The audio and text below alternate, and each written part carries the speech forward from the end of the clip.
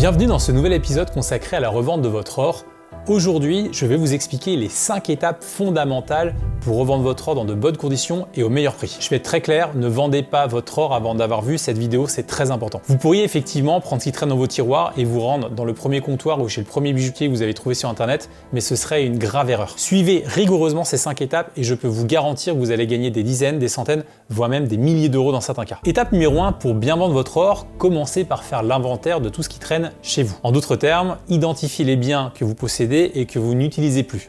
Ça peut être des bijoux que vous ne portez plus ou qui sont démodés, des pièces en or qui sont dans un tiroir et qui vous ont été offertes il y a des années, ou des lingots quand vous en avez. Et c'est également une manière de faire le tri sur ce que vous souhaitez garder ou revendre afin de valoriser ce qui dort dans vos tiroirs. Et chose importante auxquelles on ne pense pas assez souvent, parlez-en autour de vous. Certains proches pourraient être intéressés par vos démarches et il n'est pas rare, voire même très courant, que des proches viennent vendre leur or en même temps. Conseil numéro 2, pour bien revendre son or, calculez la valeur métal de ce que vous avez. C'est très important. On parle ici de déterminer le pourcentage d'or fin contenu dans vos bijoux, pièces et lingots, puisqu'en connaissant le cours de l'or à l'instant T, vous serez capable de calculer la valeur totale. On commence donc par vérifier la pureté de vos bijoux, pièces et lingots. Dans le cas des bijoux, c'est très simple, vous devez simplement vérifier les poinçons. Et je vous conseille d'utiliser une loupe, ce sera beaucoup plus simple parce que parfois c'est tout petit ou alors la marque part avec le temps. Vous avez 3 types de poinçons, la tête d'aigle pour le 18 carats qui signifie que votre bijou contient 75% d'or, la coquille Saint-Jacques pour le 14 carats qui signifie que votre bijou contient 58,5% et enfin le trèfle à 3 feuilles pour le 9 carats qui signifie que votre bijou contient 37,5% d'or fin. Pour les pièces, c'est un peu plus simple, en général vous avez au moins 90% d'or fin, voire un peu plus. Et pour les lingots, c'est encore plus simple puisque normalement le titrage est gravé directement dessus. Une fois que vous avez déterminé le différent titrage de vos biens en or, rassemblez-les par type de titrage. On entend ici 18 carats, 14 carats, 9 carats, pièces et lingots. Ensuite, il va falloir déterminer leur poids et là, je vous invite tout simplement à utiliser une balance de cuisine, ça fera largement l'affaire. Et une fois que vous avez le titrage et le poids, vous êtes capable de déterminer le poids d'or fin contenu dans vos bijoux, pièces ou lingots. Pour terminer, vous devez trouver une source fiable qui vous donne le poids d'or fin au gramme au cours du jour. Vous pourriez évidemment faire des recherches, mais vous vous en doutez, je suis là pour vous aider, donc je vous mets en description un lien d'une page web qui vous donne le cours officiel de l'or au gramme en temps réel. Une fois que vous avez obtenu la pureté, que vous avez le poids et que vous avez une source fiable pour le cours de l'or, vous pouvez calculer cette fameuse valeur métal. Vous prenez le poids, vous le multipliez par le titrage et vous le multipliez par le cours de l'or au gramme du jour. Je prends un exemple tout simple, si vous avez un bijou 18 carats qui fait 10 grammes, son titrage est donc de 75%, ce qui signifie que vous avez 7,5 grammes d'or fin. Si le cours de l'or est de 60 € aujourd'hui du gramme, vous multipliez 7,5 par 60 et ça vous donne la somme de 450 €. 450 €, c'est la valeur métal de votre bijou. Alors évidemment, chose importante, ce n'est pas le prix de rachat final que vous aurez dans un comptoir en ligne ou en agence ou chez un bijoutier, puisqu'évidemment, il prélève une marge pour payer les frais de fonctionnement et les salaires. Mais cela vous donne une idée précise de la valeur métal de votre bien au cours du jour et cela vous permet d'être serein pour aller démarcher les comptoirs bijoutiers, que ce soit en ligne ou en agence. Et vous l'avez compris, la différence entre la valeur métal de votre bijou et la valeur de rachat, c'est justement la marge dont je viens de vous parler. Étape numéro 3 pour bien vendre votre or, calculez la taxe qui sera prélevée sur la valeur de vos métaux précieux. Et oui, car quand vous vendez de l'or dans un comptoir, vous avez des taxes qui sont prélevées en fonction du type d'or que vous vendez. Dans le cas des bijoux, c'est très simple, il n'y en a pas. Les bijoux en or sont exonérés de taxes à la revente en dessous de 5 000 €. Concrètement, si vous vendez pour 500 € de bijoux, vous aurez 500 € à la fin. Sur les pièces et lingots, il y a une taxe de 11,5 qui est prélevée directement si vous n'avez pas de facture. Et si vous pouvez présenter une facture nominative avec une date d'achat et un prix d'achat, vous pouvez opter pour la seconde option qui est la taxe sur les plus-values, c'est-à-dire 36,2% sur la plus-value. Chose importante à savoir, cette taxe est évidemment dégressive dans le temps à partir de la 3e année de détention. Deuxième chose importante, comme je le disais, les taxes sont prélevées par le comptoir, c'est-à-dire que la somme que vous récupérez à la fin est nette et vous n'avez rien à déclarer aux impôts. Ainsi, une fois que vous avez enlevé la taxe sur les métaux précieux, vous obtenez la valeur nette de vos bijoux, pièces et lingots. Et c'est ce qui vous restera à la fin. Étape numéro 4 pour bien vendre votre or, trouvez une société où vous allez pouvoir revendre votre or. On va être clair, on va déjà commencer par tous ceux que vous devez éviter. En 1, les sociétés itinérantes, et je parle de ces sociétés qui vous mettent des flyers dans votre boîte aux lettres pour vous annoncer qu'ils seront là ce week-end au bar PMU du coin pour acheter votre or. À éviter complètement, on n'est pas loin de l'arnaque et je pèse mes mots. Un autre type de société à éviter malheureusement, ce sont les grandes chaînes qui possèdent parfois des dizaines voire des centaines de magasins. Ce sont des grosses sociétés qui ont beaucoup de frais de gestion, de communication et forcément, c'est vous qui le payez à la fin. Enfin, pour terminer, évitez les bijoutiers dont ce n'est pas le cœur de métier et qui en général ne vont pas être intéressants financièrement. Donc je répète, non aux sociétés itinérantes, non aux grandes chaînes de magasins, non aux bijoutiers. Ensuite, une fois que vous avez fait ce tri, il vous reste à comparer avec les sociétés qui restent. Car oui, évidemment, vous l'avez compris, si toutes les sociétés se basent sur le même cours de l'or pour calculer la valeur métal de votre or,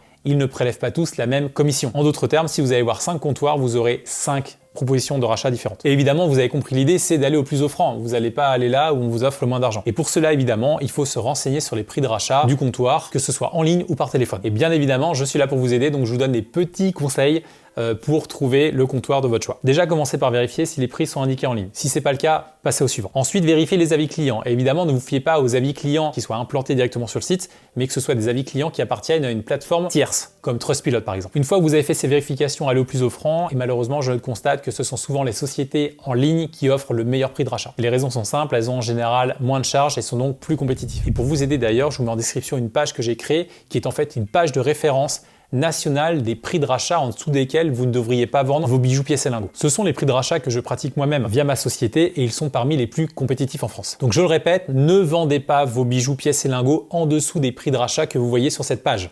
Vraiment. Sinon, et je le répète encore une fois, vous allez perdre des dizaines, des centaines, voire même des milliers d'euros. Étape numéro 5 pour bien vendre votre or, passez à l'action, que ce soit en ligne ou en agence. Je vous invite donc à préparer vos documents. Si vous vendez en agence, munissez-vous simplement d'une pièce d'identité en cours de validité et des factures d'achat de vos pièces et lingots pour éventuellement bénéficier d'une fiscalité attrayante. En ligne, vous devrez fournir la copie de votre pièce d'identité ainsi qu'un justificatif de domicile de moins de 3 mois et évidemment les factures si vous en avez. Pour les bijoux, vous n'avez pas besoin de facture puisque, comme je vous le disais précédemment, la revente de bijoux est exonérée d'impôts en dessous de 5 000 €. Enfin, chose très importante, quand vous allez passer à l'action, que ce soit un comptoir physique ou en ligne, sachez que la société en question doit respecter 6 obligations légales très importantes. La première obligation légale qu'une société doit respecter, et je vous le disais avant, c'est d'afficher clairement ses prix et de les appliquer surtout. Ensuite, cette société doit peser vos bijoux, pièces et lingots sur une balance homologuée devant vous. Et par devant vous, j'entends pas derrière le collaborateur ou dans la pièce d'à côté. Très important, certains le font et c'est vraiment pas bien. Et surtout, vérifiez bien que la balance en question possède une vignette verte qui certifie l'homologation de cette balance puisque ces balances-là sont testées tous les ans par les douanes. Et enfin, dernière chose, cette balance doit indiquer le poids au centième de gramme près. Pas au dixième de gramme près, pas au gramme près, au centième de gramme près. Et vous l'avez compris, si ce n'est pas le cas, les différences de prix peuvent être énormes. Si un gramme d'or vaut aujourd'hui 60 €, imaginez que le comptoir vous compte 10 grammes et non 10,8 grammes.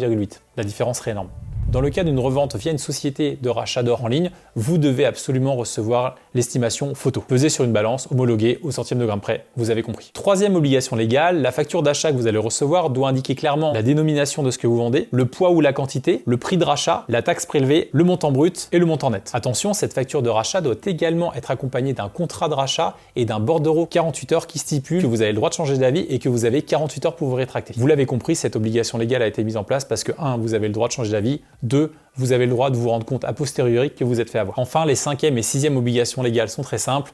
Le paiement ne peut intervenir que par chèque ou par virement et tout rachat est interdit aux mineurs. Si un mineur souhaite vendre de l'or, il doit être accompagné d'une personne majeure. Et pour information, le paiement en cash, en espèces, est interdit depuis 2008. En conclusion, et vous l'avez compris, si vous souhaitez revendre votre or au meilleur prix, vous devez absolument suivre ces 5 étapes de manière très rigoureuse. Et comme je vous l'ai dit, privilégiez le rachat en ligne, ce sont en général les sociétés qui proposent les prix les plus compétitifs parce qu'ils ont beaucoup moins de charges qu'un comptoir physique. Et on va pas se le cacher, ce que vous cherchez au final, c'est le meilleur prix possible. Et d'ailleurs, si vous n'y avez pas pensé, sachez que le rachat d'or en ligne est plus pratique puisqu'en général, vous pouvez le faire depuis votre maison, vous commandez un kit que vous recevez chez vous, vous préparez votre envoi, vous l'envoyez au bureau de poste et c'est terminé.